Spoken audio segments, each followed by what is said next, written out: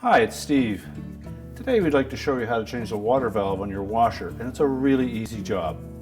All we're going to need is a 1/4-inch nut driver, a putty knife, and a pair of slip joint pliers. Let me show you how we do it. Now, our first step of the repair will be to pull the washer far enough forward that we can first of all disconnect the power. We'll also need to disconnect the inlet fill hoses and make sure that we turn the water off first. Now next we're going to raise the main top.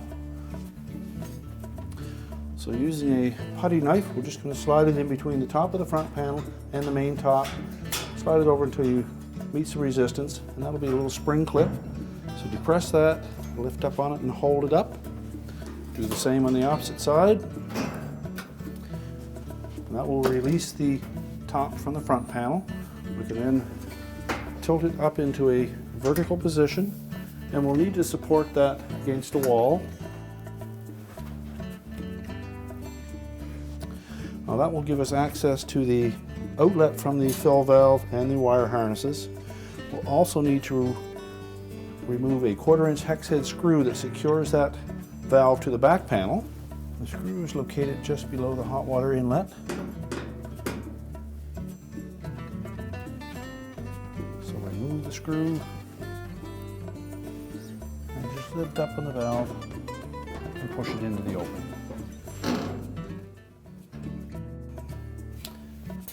There's also a little spring clip here that holds that outlet hose in place. So we'll disconnect that and just set it aside for now. We can then lift that valve up to where we can disconnect the wire harness to it. So we'll remove the clamp on the outlet hose.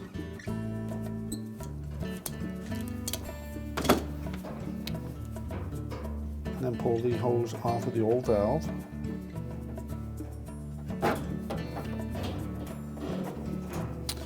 Next we'll remove the wire harness and just take note of the color coding and the location of the solenoids.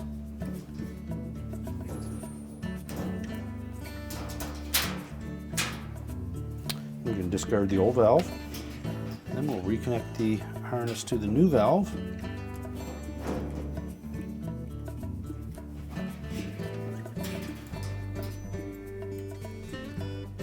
And make sure those terminals fit nice and tight, and if they don't, we just take our pliers and give them a little crimp.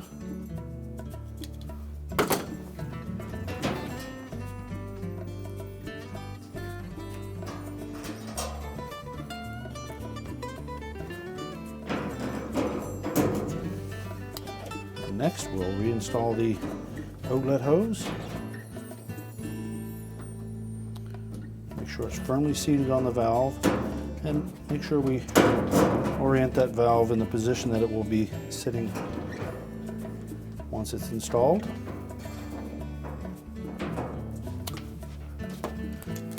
We'll slide the clamp down into position.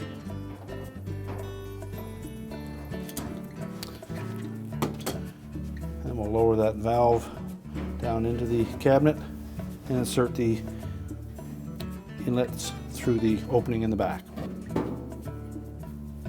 And press down so that the slots engage the back of the cabinet.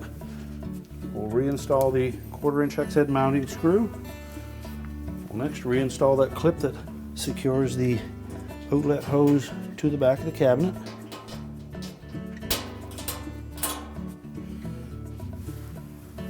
We can now put the main top back down.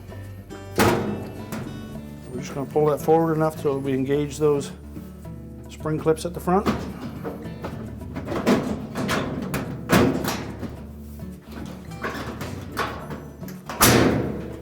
Make sure it snaps firmly into place and is flush with the front panel. We can now reconnect our fill hoses and reconnect the power, and our repair is complete.